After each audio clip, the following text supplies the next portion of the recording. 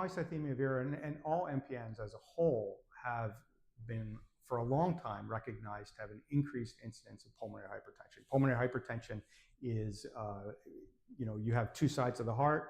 The right side of the heart is really just there to pump blood through the lungs to get to the left side, which is the big meaty side that pumps blood through the rest of your body.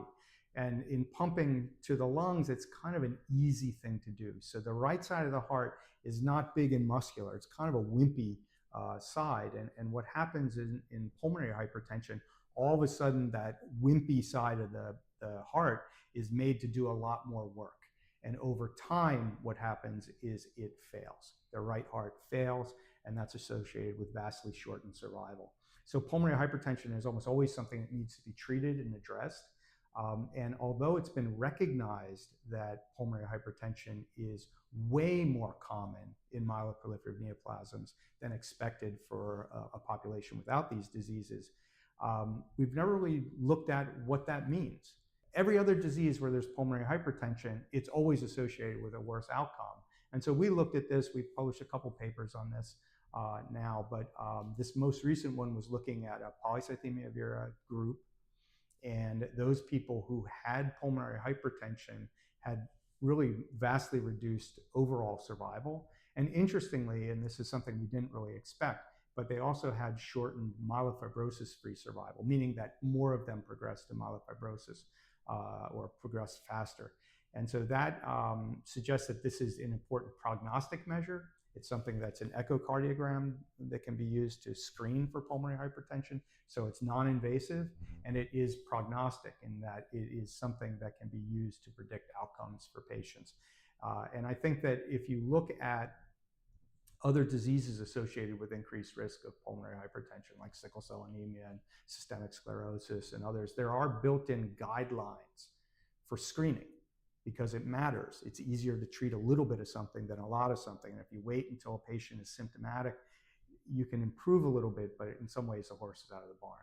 And so what we looked at is, what could we predict clinical measures that might identify those people who should be screened? And so it turns out if you have polycythemia vera for more than about 7 years, or if you're over the age of 70, either one of them, not both, either one of them, you should definitely have an echocardiogram to screen for pulmonary hypertension.